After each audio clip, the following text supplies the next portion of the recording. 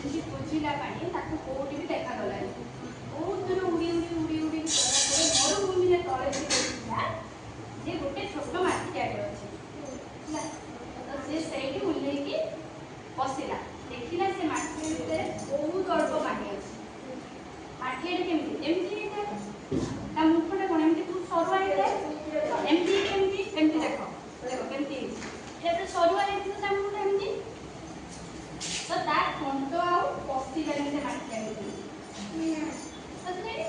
ସିଏ ଯେତେବେଳେ ଥଣ୍ଟ ତାର ମାଠିଆ ଭିତରକୁ ନ ପଶିଲା, ସିଏ କ'ଣ କଲା, ଭାବିଲା ମୁଁ କେମିତି ପାଣି ପିଇବି କେମିତି ପାଣି ପିଇବି, ସେ ବହୁତ ଭାବି ସାରିଲା ପରେ ସେ ଦେଖିଲା ଯେ ତଳେ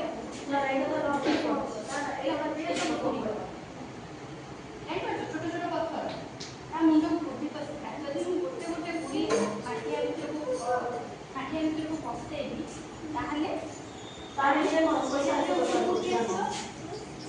ପାଣି ପିଇବି।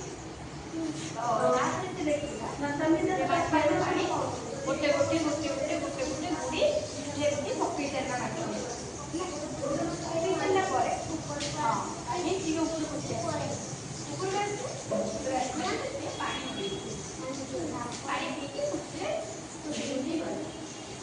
ଆମେ ମାନେ କ'ଣ ଶିଖୁଛୁ, ଲକ୍ଷ୍ମୀ ସହିତ କଥା ବିପଦ ପଡ଼େ ଆମେ ଅସ୍ଥିର ଭାବିଲେ ଆମକୁ ସଫଳତାର ରାସ୍ତା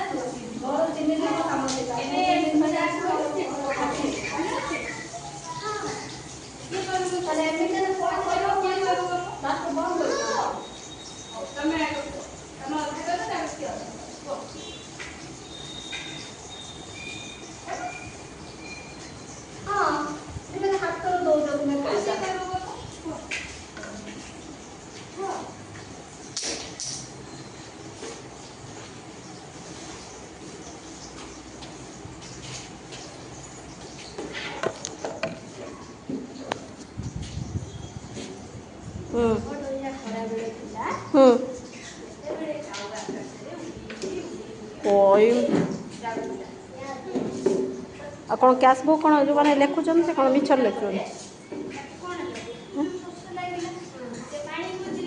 ଆଚ୍ଛା କୌଶଲ୍ୟା ଅପାର ତାଙ୍କର ତ ସବୁ ଅପଡ଼େଟ୍ ଅଛି, ସିଏ କ'ଣ କହିଲେ, କ'ଣ ହେଲା ତାଙ୍କର?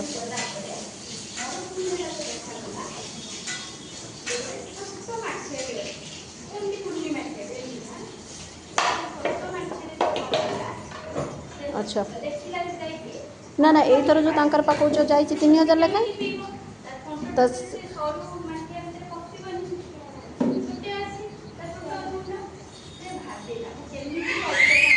এই লোপা ତୁ ଚାଲ ଜାଗାକୁ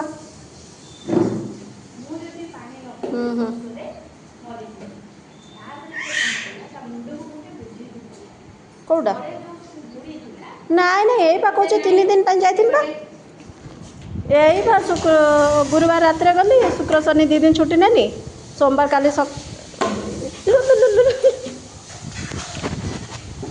ମୁଁ ନା ଯା ବନ୍ଦ କରିଦିଅ।